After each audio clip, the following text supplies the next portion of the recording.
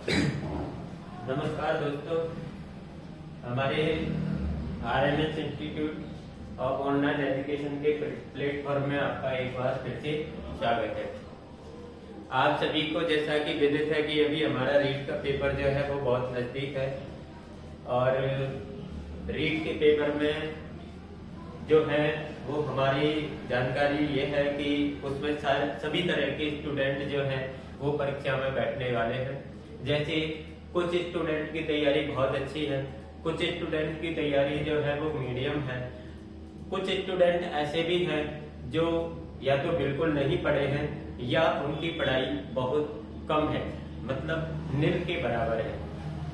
तो ऐसे स्टूडेंटों को क्या करना चाहिए, किस प्रकार से अपना पेपर देना है, किस प्रकार से आपको क्वेश्चन के आंसर देने हैं, ये सारी चीजें जो हैं हम इस वीडियो में आपको लेकर आए हैं। तो इसको आप सभी ध्यान से देखेंगे और इससे आपको बहुत बेनिफिट पेपर में मिलने वाला है। तो सबसे पहले तो आप इस हमारे जो चैनल है इसको सब्सक्राइब करें और लाइक और कमेंट करते रहें, लोगों को भी आप शेयर करते रहें। तो सबसे पहले अपन को जो पहला पॉइंट आपको देखना है कि सबसे पहले हमारे प्रथम बार ऐसा रीट में हो रहा है, प्रथम बार आपको OMR में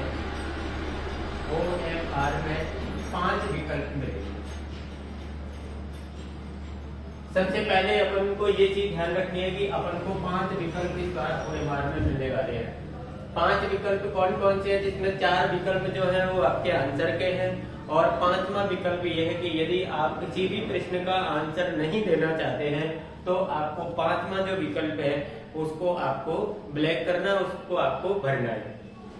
यदि हम यहाँ पर 5वें विकल्प की बात करें रीट एग्जाम में, तो जिस एग्जाम में नेगेटिव मार्किंग नहीं होती है उस एग्जाम में 5वें विकल्प का इतना महत्व नहीं होता है, क्योंकि स्टूडेंट जो होता है वो नेगेटिव मार्किंग नहीं होने के कारण वो चारों विकल्पों में से ही एक आंसर देता है। क्यों? क्योंकि सही जाने पर उसको उसका बेनिफिट मिलता है, यदि गलत गया है तो उसको उसका कोई भी नुकसान नहीं होता है। लेकिन आपको एक चीज ध्यान जरूर रखनी है कि आपको 150 प्रश्न जो आने वाले हैं उन 150 प्रश्नों में से किसी न किसी विकल्प को भरना बहुत जरूरी है। ऐसा आप कोई भी विकल्प किसी भी प्रश्न का खाली नहीं छोड़े। ये तो आपकी बात हो गई कि और इसमें नेगेटिव मार्किंग नहीं है, ये आपको पता होना चाहिए। दूसरी चीज जो आपकी फर्स्ट बात ये हो गई कि OMR में गलती नहीं करें, गलती न करें। देखो इसका जो नुकसान है वो ये है कि 5 अंक आपकी कटौती हो जाएगी, 5 अंक की कटौती हो जाएगी।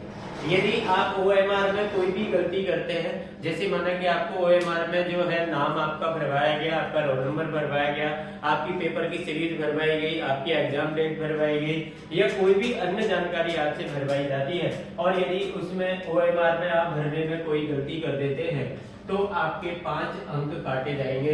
और ये 5 अंक जो है वो आपके लिए, आपको पता है कि बहुत इंपॉर्टेंट होते हैं। एक एक अंक भी हमको कंपटीशन एग्जाम में बहुत इंपॉर्टेंट होता है। इसलिए आप कभी भी ऐसी कोई गलती नहीं करें जिससे कि आपको 5 अंक आपके कट जाए।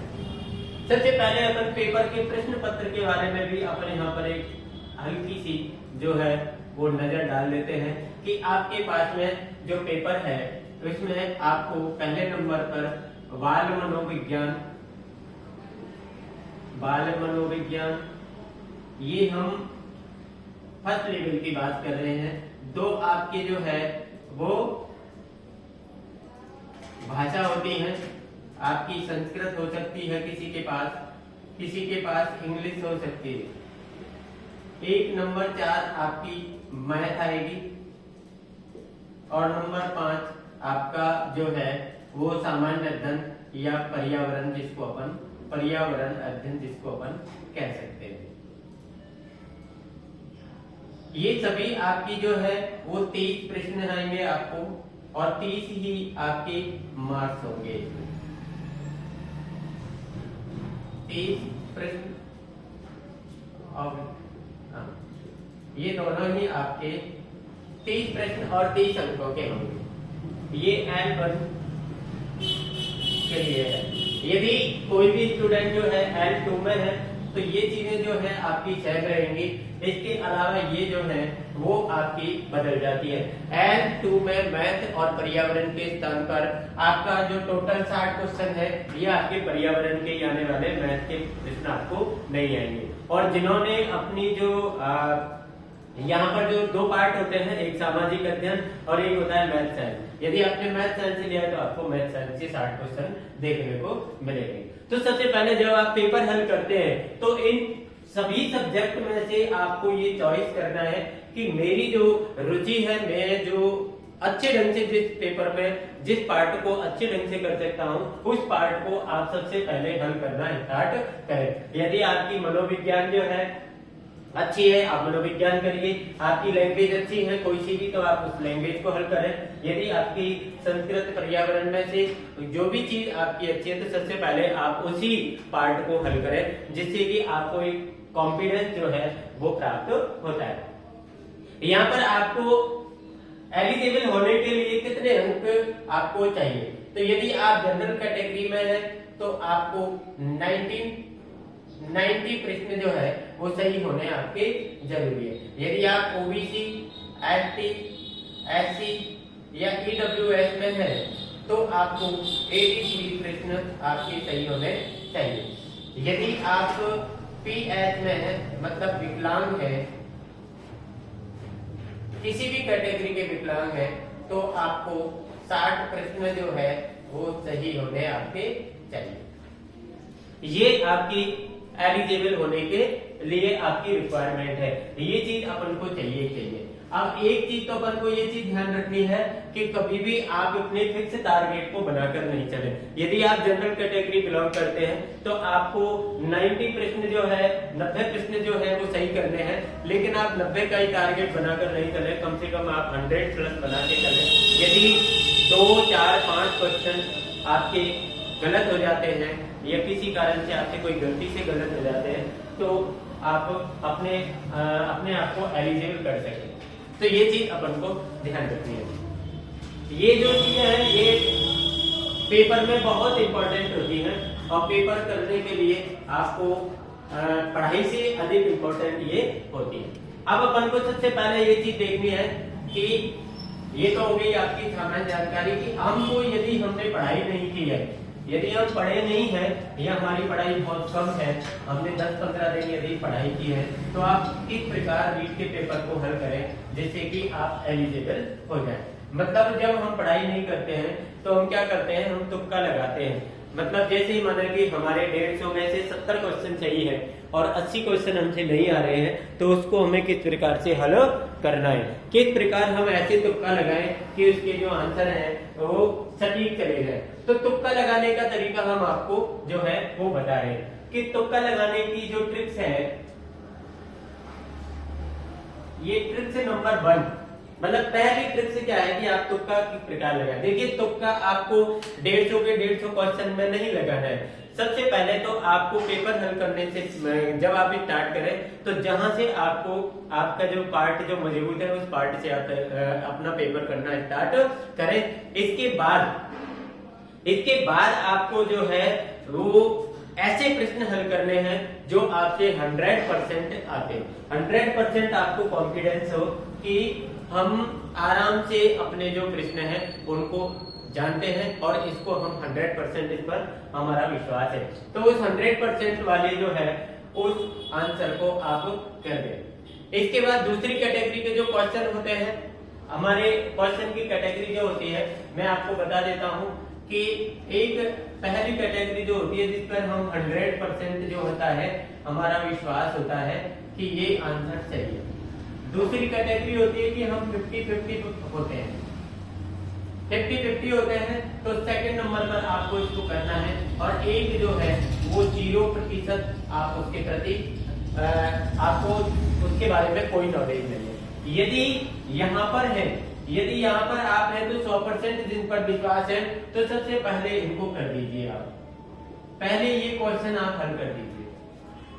इसके बाद यदि आप किसी प्रश्न पर 50-50 हैं तो इनको सबसे पहले आप छोड़ के चलेंगे और सेकेंड राउंड जब आप पेपर का करें तो सबसे इसके बाद में इन प्रश्नों को आप करें। इसका भी मैं आपको एक तरीका बता देता हूं कि यदि आप 50-50 में, जैसे आपके पास में A B C D 4 विकल्प है, 4 विकल्प जो है यदि आप 50-50 है, 50-50 में मतलब 2 विकल्प ऐसे हैं जो आपने गलत कर दिए, माना कि ये विकल्प और ये विकल्प आपने सोच लिया कि ये बिल्कुल नहीं है, ठीक है, तो आपको इन दोनों में से एक का तुक्का लगाना है। माना कि आपने D आपके सामने है और C आपने गलत कर रखा है, तो आपको 100% B वाला जो है वो तुक्का लगाना है, ये D वाला बिल्कुल नहीं लगाना है, क्योंकि आपको हमेशा जब भी किसी भी प्रश्न में आपको तुक्का लगाना हो तो तुक्का B या C इन दोनों में ही आप लगाएं, क्योंकि ज्यादातर जो पुराने पेपरों में भी आप देख सकते हैं, ज्यादातर प्रश्न जो होते हैं उनमें जो पेपर चेक करने वाले जो होते हैं वो इन्हीं पर अपना आंसर जो है वो रखते हैं। अगली जो आपको जो है ये आपकी हो गई। अगली जो ट्रिक है कि आपको तुक्का कैसे कैसे किन किन विधियों से लगा देना चाहिए। सबसे पहले देखिए, सबसे पहले आपकी जो ट्रिक्स नंबर 1, ट्रिक्स नंबर 1, यदि आपके सामने कोई भी प्रश्न लिखा गया है और उसके उत्तर में कहीं पर भी ये लगा हो, ये डैश जिसको अपन डैश कहते, ये यदि लगा हो उत्तर के किसी भी विकल्प में, कोई भी विकल्प में आपको ये डैश लगा हुआ है, ठीक है। माना कि जैसे आप बाल मनोविज्ञान का प्रश्न हल कर रहे हैं, तो बाल मनोविज्ञान में क्या होते हैं कि सिद्धांत होते हैं और सिद्धांतों के बीच में कभी कभी ये जो डैश लगा होता है, ये वाला डैश, यदि ऐसा आपके सामने एक ही विकल्प है, आपके सामने कैसा है, एक ही विकल्प है, ये 4 विकल्प आपके सामने है A B C D, लेकिन 4 विकल्प में से एक विकल्प आपके सामने ऐसा है कि उसमें डैश लगा हुआ है, आप 100% इस डैश वाले आंसर को राइट कर दें, ये आपका सही होगा। 99% जो है वो आंसर आपका ये सही जाएगा। तो ये सबसे पहली जो है वो आपकी ट्रिक होती है। दूसरी जो ट्रिक है आपकी, ट्रिक नंबर 2, बड़ा उत्तर। यदि आपके किसी भी विकल्प में आपको प्रश्न बिल्कुल नहीं आता, आप 0 है उस प्रश्न में, तो चारों आंसरों को आप पढ़ें और सबसे बड़ा उत्तर यदि किसी का है, सबसे अधिक शब्द जो है उसमें लिखे गए हैं जिस विकल्प में, उसी विकल्प को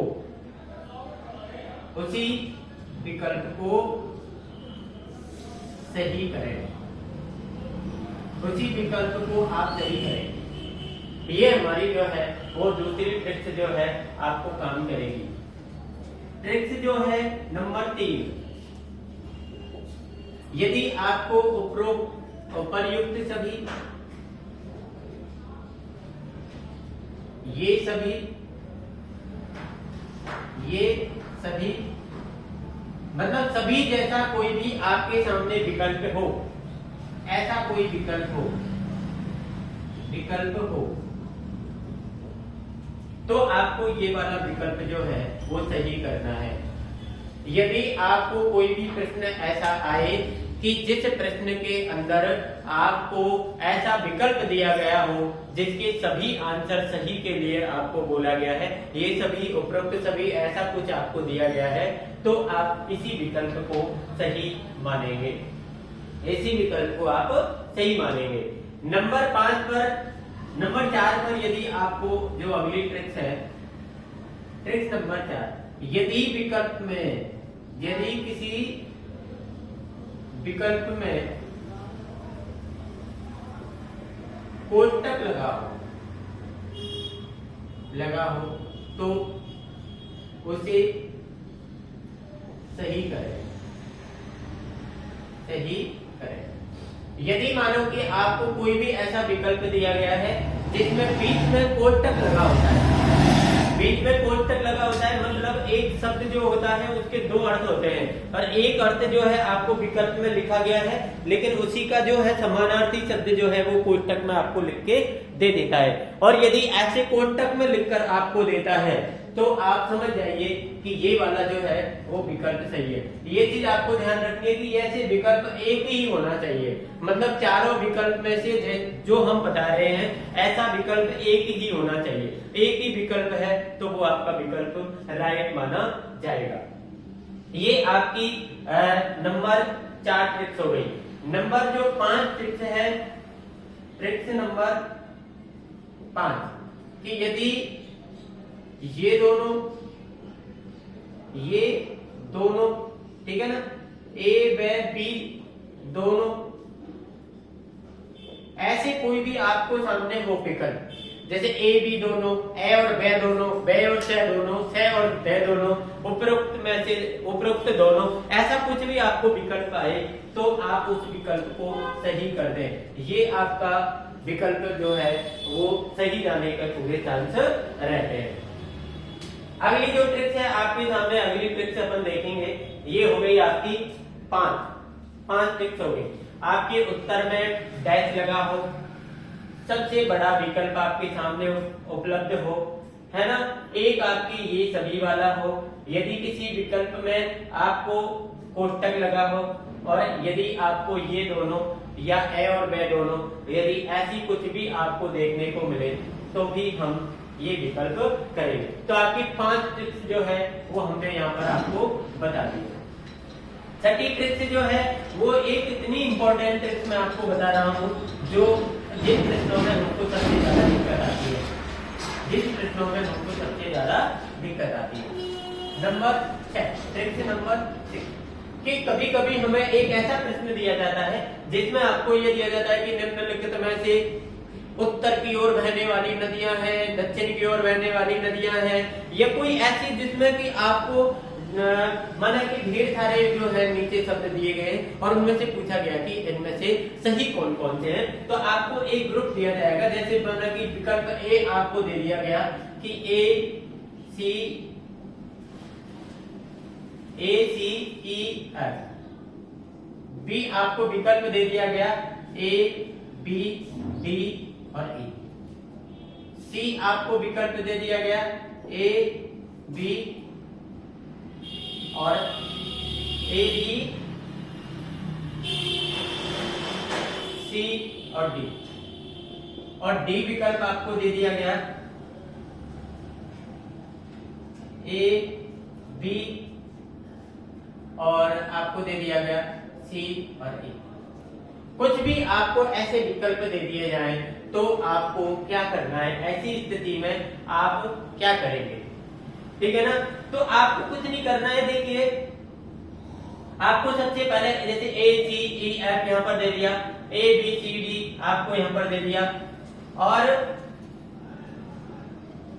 ए बी डी ई यहाँ पर दे दिया, ए बी ई एफ यहाँ पर दे दिया, ऐसा कुछ भी दे दिया। तो आपको सबसे पहले ये ध्यान रखना है कि पहले का देखना, मतलब सबसे अधिक बार जो आया है उसको हम देखो यहाँ पर एक आंसर बना रहे हैं, यहाँ पर एक हम आंसर बना रहे हैं। आंसर कैसे बना रहे हैं, देखो यहाँ पर ए है, यहाँ पर ए है, यहाँ पर ए है, तो यहाँ पर ए, मतलब कहने का मतलब ए तो आएगा ही पहले, ए तो हमारा सबसे पहले आएगा। यहाँ पर सी है, यहाँ पर बी है, यहाँ पर बी है, यहाँ पर बी है, तो बी सबसे अधिक बार आया तो कहने का मतलब बी यहाँ पर आएगा। तीसरे नंबर पर देखिए यहाँ पर ई है, यहाँ पर सी है, यहाँ पर डी है, यहाँ पर ई है, तो देखिए ई 2 बार आया है तो इसका मतलब ई भी यहाँ पर हो गई। नंबर 4 में यहाँ पर एफ है, यहाँ पर डी है, यहाँ पर ई है, यहाँ पर एफ है, मतलब ई एफ यहाँ पर 2 में है, तो ये एफ मैंने यहाँ पर ले लिया, तो ये वाला आंसर आपका राइट है। ये वाला आंसर आपको इनमें 4 में दिखाई दे रहा है कि ये आपका राइट है। तो इस प्रकार आप ऐसे प्रश्नों में भी तुक्का बहुत आसानी से आप लगा सकते हैं। ये आपको सबसे अच्छा जो है वो आपको तरीका रहेगा, ठीक है। एक जो आपकी ट्रिक्स होती है ट्रिक्स नंबर 7, जैसे कुछ में और लगा होता है, तथा लगा होता है, या लगा होता है, अथवा लगा होता है, यदि ऐसा आपको किसी विकल्प में मिले, किसी विकल्प में मिले, विकल्प में हो तो सही कर दे, उसको अपन क्या करेंगे, सही कर। यदि किसी भी विकल्प में आपको और, तथा, एवं, वै, अथवा, या ऐसा कुछ भी देखने को मिलता है तो आप उसको सही कर दें, मतलब आप आसानी से इसको आप कर सकते हैं। तो भैया ये अब तक हमने ये जो सारी ट्रिक्स है वो आपको बताई है और इन ट्रिक्स से आप आसानी से अपने रीट के पेपर को हल कर सकते हैं। और एक चीज अपन को ध्यान रखें कि अब आप नया कोई भी टॉपिक नहीं पढ़े, जो पढ़ाई आपने अभी तक कर रखी है उस पढ़ाई को आप मजबूती करते चलें। और सबसे बड़ी जो चीज है वो अब ये है कि आप मॉडल करें MCQ, मतलब ज्यादा से ज्यादा आप ऐसे प्रश्न हल करें जिनसे कि आपका जो कॉन्फिडेंस है वो और बढ़े।